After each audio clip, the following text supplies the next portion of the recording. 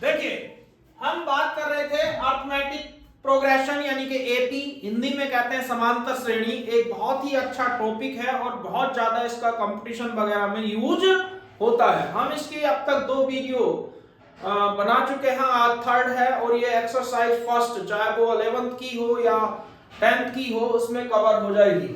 यहाँ पे कुछ इंपॉर्टेंट क्वेश्चंस हैं। तो हमने क्या कहा था कि 2 टाइप के फॉर्मूले की बात कर रहे थे। एक फॉर्मूला था हमारा ये an equal to a plus n minus 1 into D. ठीक है, तो जब यहां से ले रहे हैं तो इफ 17th टर्म, एक ये भी था an equal to l minus n minus, तो अभी हम जो बात कर रहे हैं ये nth टर्म फ्रॉम बिगिनिंग, ये n टर्म फ्रॉम एंडिंग। क्या कह रहा है, इसने कहा कि if 17 term of an AP exceed the 10 term by 7 find the common difference. तो बड़ा आसान सा क्वेश्चन है, और भी कुछ निकालने के लिए बोल सकता है, लेकिन अभी जो ये सिंपल सी टर्म है, हमने क्या करा, उसने कहा, एक बार समझ लेते हैं ध्यान से, कि किसी एपी या समांतर श्रेणी की 17वीं टर्म यानी कि 17 टर्म या फिर कि 17वां पद 10वीं टर्म से यानी कि 10वें पद से 7 अधिक है। मतलब क्या समझ में आया कि अगर 17 टर्म में से 10 टर्म को माइनस कर दें तो आंसर कितना आएगा, 7।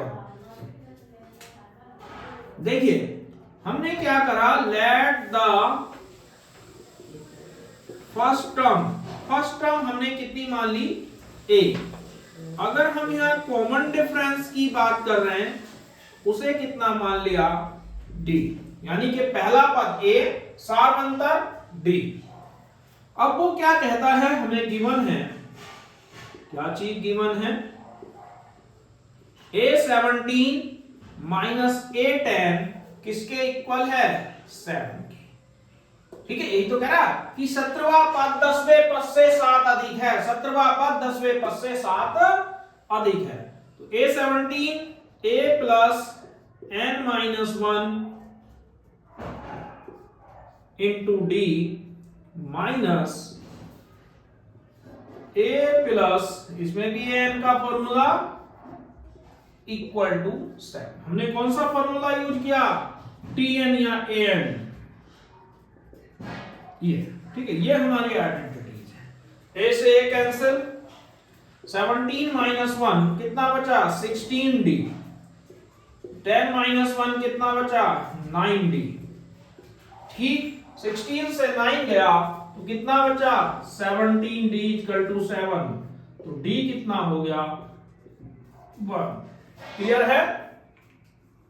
आगे अगर बाई चांस इसे पूछा नहीं है, कभी कोई ये कह देता है कि फाइंड करो इसकी 15 टर्म्स, तो हम a15 का फॉर्मूला लगा देंगे। a की वैल्यू हमारे पास नहीं है, तो इस तरीके से जब a नहीं है तो यहाँ a के लिए कुछ वैल्यू भी गिवन नहीं है, a किस तरीके से निकाला जाए, तो इस तरीके से, क्योंकि जब a नहीं है तो ये नहीं कैलकुलेट कर सकते। ठीक है, इसके लिए कुछ और यहाँ पे देता कि if the 13th term is something, तो उसका यूज करके हम क्या करते हैं, a निकाल लेते हैं, और जब a और d आ जाते हैं तो उसके बाद हम बड़ी आसानी से अगली टर्म जो जैसे 15 निकाल लेते थे, कैलकुलेट कर सकते थे। ये इसमें मैंने पिछले क्वेश्चंस में कराया है। देखिए, अगला क्वेश्चन है, बड़ा ही सिंपल सा है और इस जैसे कई क्वेश्चंस एक्सरसाइज के अंदर हैं। क्या कहता है, देखिए, इसमें उसने कहा है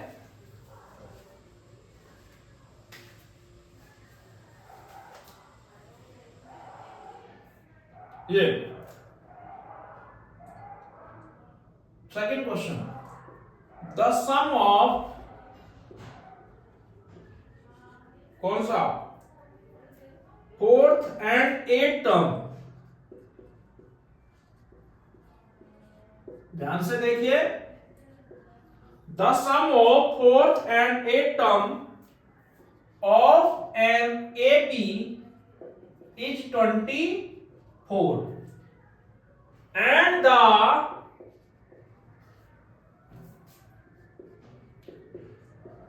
sum of 6th and 10th term,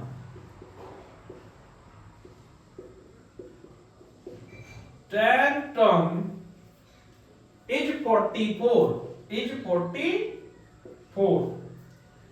Find the first three terms of AP. Find the first three terms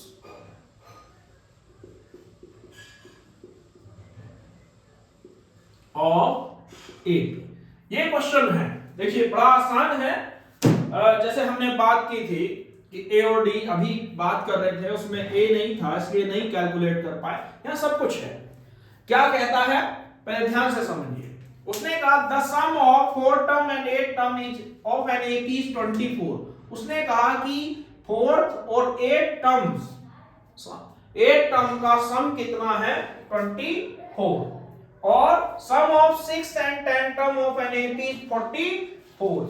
यानी कि किसी समांतर श्रेणी के चौथे और 8वें पदों का योग 24 है, यानी कि उसकी 4th और 8th टर्म का सम कितना है 24, और छठे और 10वें पद का योग 44 यानी कि 44 है, और 6th और 10th टर्म का सम कितना है 44। तो कहता है find the first three terms of an AP। देखिए हम बात कर रहे हैं इसके सॉल्यूशन की, तो कैसे होगा, बड़ा आसान। देखिए एकदम सिंपल ट्रिक। क्या कहता है the sum of 4th and 8th term of an AP is 24। यानी कि उसने कहा कि 4th टर्म और 8th टर्म का सम कितना है 24। 4th टर्म ले लीजिए,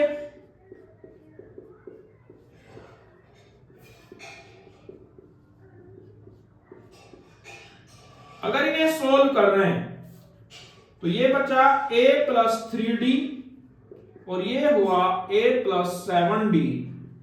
अगर सोल्व करा तो 2a प्लस 10d। हम ऐसे ही रहने देते हैं, नहीं तो इसे 2 से डिवाइड भी कर सकते हैं, मेरे लिए चलो कोई प्रॉब्लम नहीं, ऐसे भी सोल्व हो जाएगा। पहली लाइन समझ में आ गई यहां तक। Second line the sum of 6th and 10th term is 44। 6th term and 10th term is 44। A6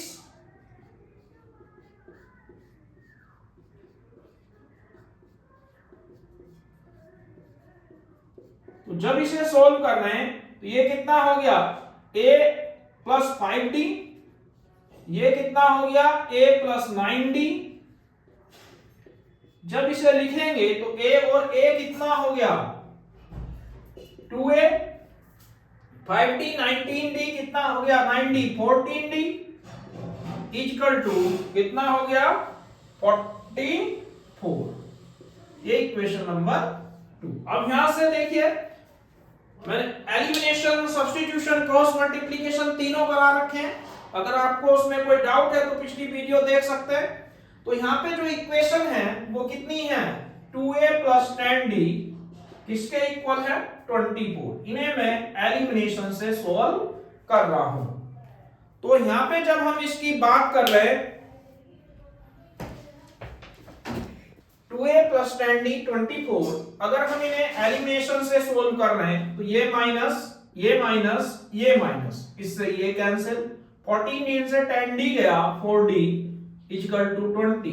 तो यहां से जब इसे 4 5 जा तो D की वैल्यू कितनी आ गई 5।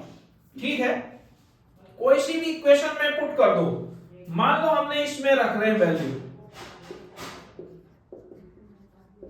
तो 2A 4 D की वैल्यू 5 तो 24, तो 2A इक्वल टू 24 और 4 5 जा, तो यहां से 2A किसके इक्वल आ गया 4 के।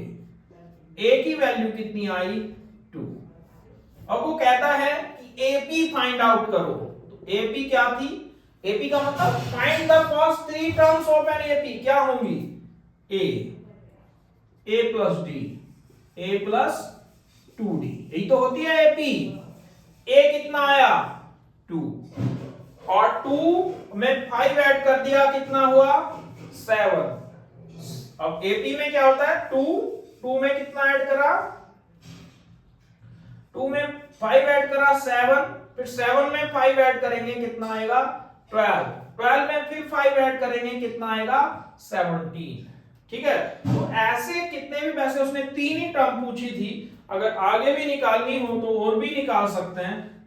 तो मेनली क्या है, हमारे काम है कॉन्सेप्ट को समझना। अगर कॉन्सेप्ट आपको सही लग रहा है तो इसे बड़ी आसानी से हम कर सकते हैं। देखिए आगे जब हम बात कर रहे हैं तो इसमें अगले क्वेश्चन की बात करते हैं अभी। देखिए एक क्वेश्चन और है, ये भी बहुत इंपॉर्टेंट है। तो मैंने जैसा पहले ही कह दिया है कि इस एक्सरसाइज से चाहे 11th हो या 10th हो, अगर कुछ भी आता है तो इस पे ही बेस्ड होगा। अगर आपको ये क्वेश्चन आते हैं तो इस एक्सरसाइज से कैसा भी क्वेश्चन कर सकते हैं। यहां पे क्या बोला, how many 3 digit number are divisible by 7। पहली चीज क्या बोला उसने कि 3 अंकों की 7 से विभाज्य जो भी संख्याएं हैं वो कितनी होंगी। कितने अंकों की, 3 डिजिट की। देखिए सॉल्यूशन करना है। पहला 3 डिजिट कहां से शुरू होती है, 100 से स्टार्टिंग होगी, कहां खत्म होगी, 99। ठीक है, अब उसने लिखा है how many 3 digit number are divisible by 7। तो पहला ये देखो कि अगर हम 100 को 7 से डिवाइड दे रहे हैं तो कितना आएगा, कितना बचा,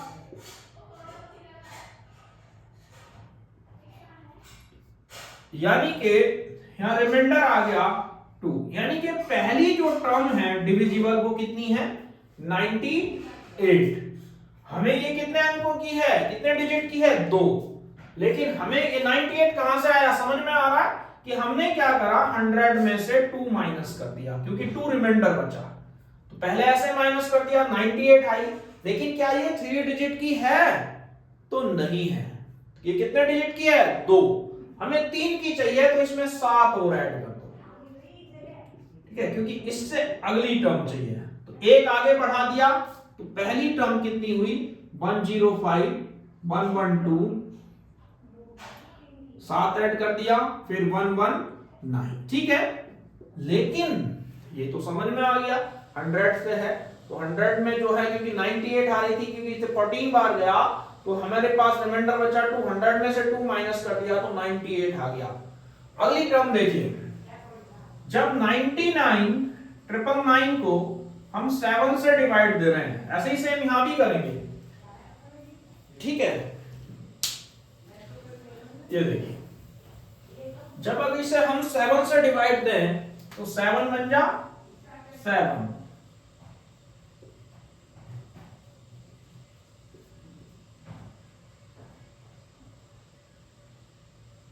अब यहां पे 9 5, तो यानी कि ये रिमाइंडर बच गया 99, तो यानी कि 992। समझ में आ गया, ये रिमाइंडर माइनस कर दिया तो अगली टर्म कितनी होगी, 992। तो या तो यहां पे जैसे मैंने इसे डिवाइड करा, 2 रिमाइंडर बच रहा था तो क्योंकि वो 98 आया तो हम उससे एक आगे जाएंगे। लेकिन इससे मैं जब हम अगली ले रहे हैं तो 999 है,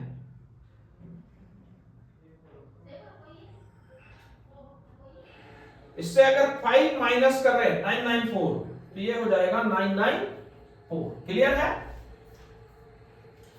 समझ में आ गया। तो अब जो है अगर इसमें 7 ऐड करूं, देखो अगर यहां से जैसे 994 आया, 7 ऐड कर दो तो ये कितना हो गया, 101। तो ये क्या हुआ, 4 डिजिट का हो गया। तो इसलिए हम इसे नहीं ले सकते, तो इसलिए हमने यहां तक ये नंबर ले लिया। तो इतना काम है डिविजिबिलिटी, यानी कि हमारे पास डिविजिबिलिटी चेक करने का। इसमें क्या करना है कि पहला नंबर ये देखना है कि कहां से शुरू होना है और लास्ट भी देखना है, एंडिंग। अगर इतना कर लेते हो तो क्वेश्चन खत्म। अब देखिए बाकी कहानी सेम है। उसने कहा how many 3 digit, how many यानी कि हमें n निकालना है। a 105, d a2 minus a1 कितना हो गया, 7। अब वो क्या कहता है, उसने कहा last term 994, an equal to हुआ 994।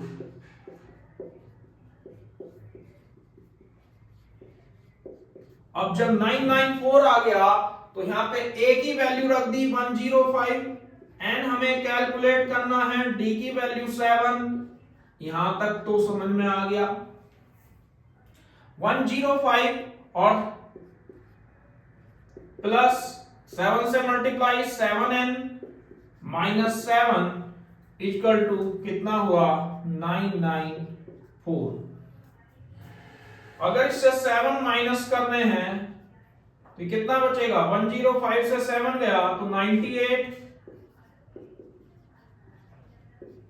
अगर यहां देख रहे हैं 98 इधर प्लस हो रहा है तो इधर जाके क्या करेगा, माइनस हो जाएगा।